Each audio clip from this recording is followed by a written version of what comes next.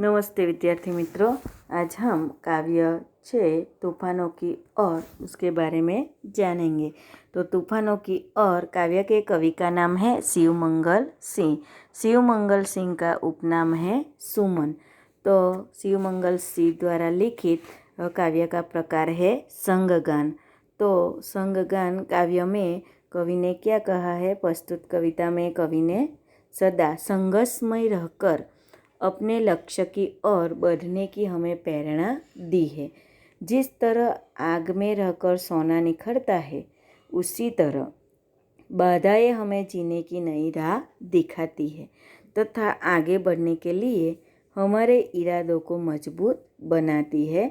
तो हमें कोई भी परिस्थिति में पीछे नहीं हटना चाहिए। कठिनाइयों का हमेशा लड़कर सामना करना चाहिए।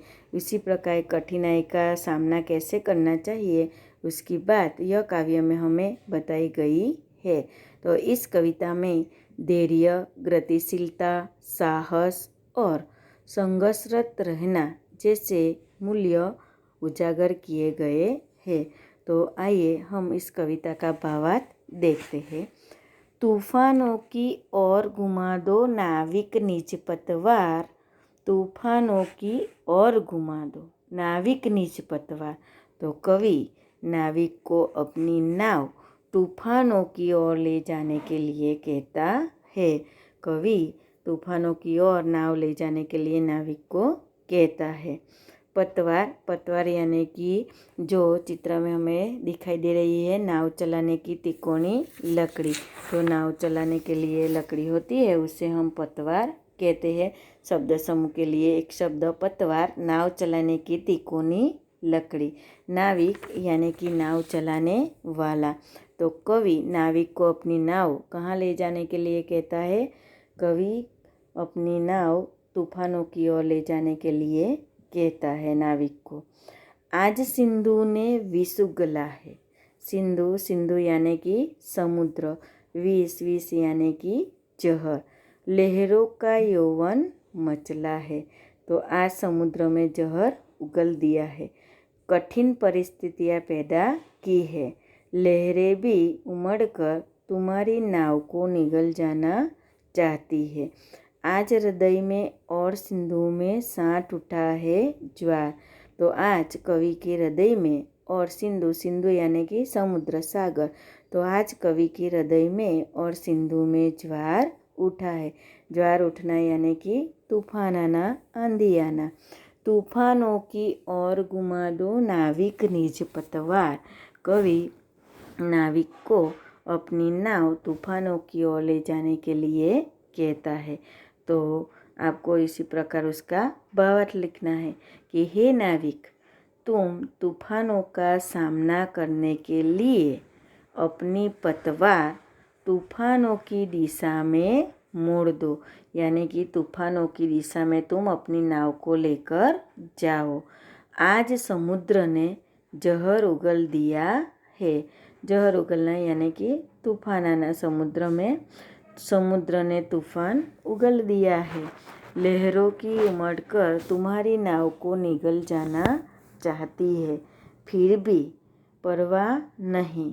इधर समुद्र में ज्वार उठा है, तो इधर कवि के हृदय में भी भावनाओं का ज्वार उमड़ पड़ा है। तो इसी प्रकार का प्रश्न बनता है कि ज्वार कहाँ उठा है? तो ज्वार समुद्र में उठा है और कवि के हृदय में भावनाओं का ज्वार उठा है। तो ज्वार सिंधु में और कवि के हृदय में उठा है। तो कवि नाविक को अपनी नाव किस ओर ले जाने के लिए कहता है? तो कवि नाविक को अपनी नाव तूफानों की ओर ले जाने के लिए कहता है। तो आज सिंधु ने क्या उगला है? तो आज सिंधु ने विष उगला है। उसी प्रकार का प्रश्न पहले पैराग्राफ से बनता है। आगे दूसरा, लहरों के स्वर में कुछ बोलो, इस अगड़ में साहस तोलो। कभी कभी मिलता जीवन में तूफानों का प्यार, तूफानों की ओर घुमा दो नाविक निज पतवार।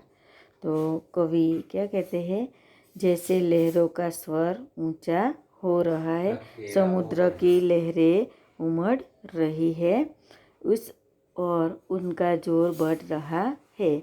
वैसे ही तुम भी तैयार होकर आंधियों के सामने उठ जाओ और स्वयं आजमा कर देखो कि तुम में कितनी हिम्मत है।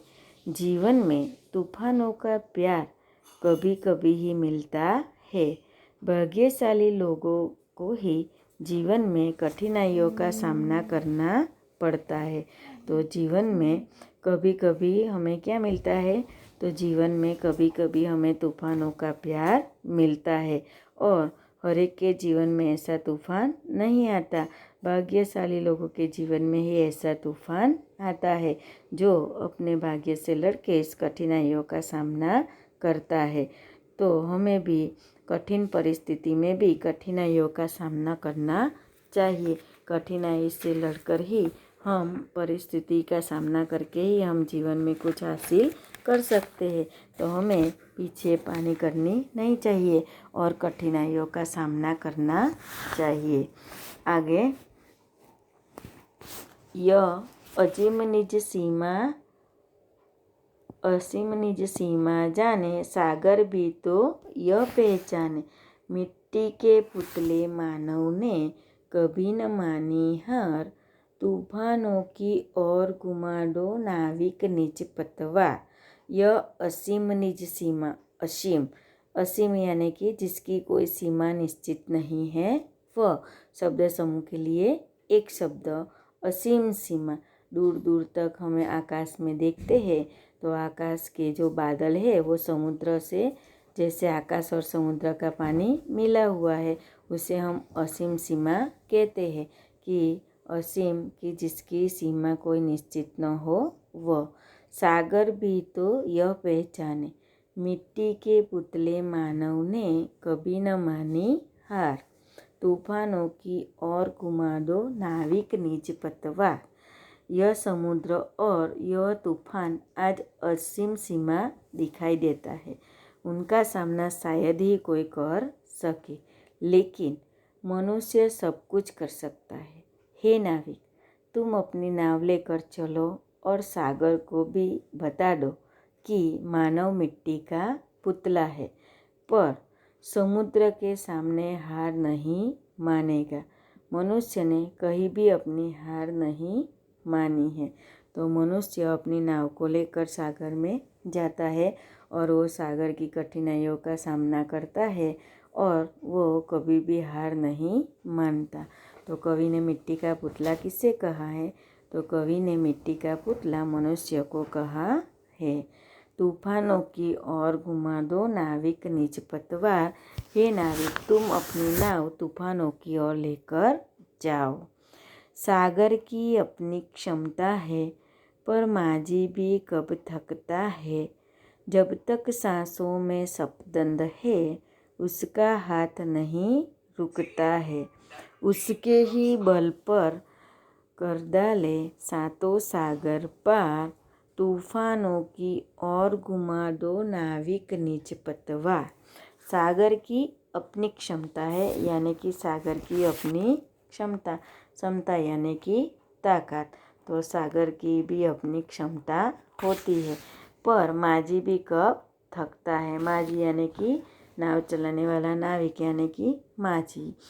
तो समुद्र के पास उसकी अपनी लहरों की शक्ति है, पर माझी के पास भी हिम्मत है, आत्मविश्वास है, वह थकना नहीं जानता। जब तक नाविक की सांसें चलती रहती है, तब तक वह अपनी नाव आगे ही बढ़ाता रहता है। सपदन यानी कि चेतना, धड़कन। तो जब तक नाविक की सांसें चल रही है, तब तक वह अपनी नाव आगे ही बढ़ाता ही जाएगा।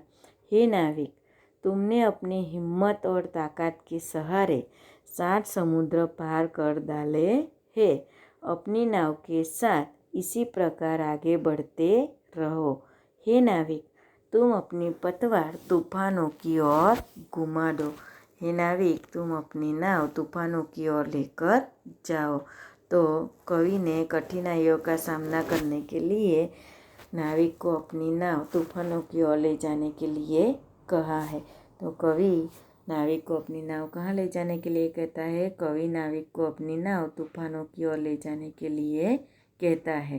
तो मिट्टी का पुतला कौन है? तो मनुष्य मिट्टी का पुतला है। तो माझी कब तक नहीं थकता?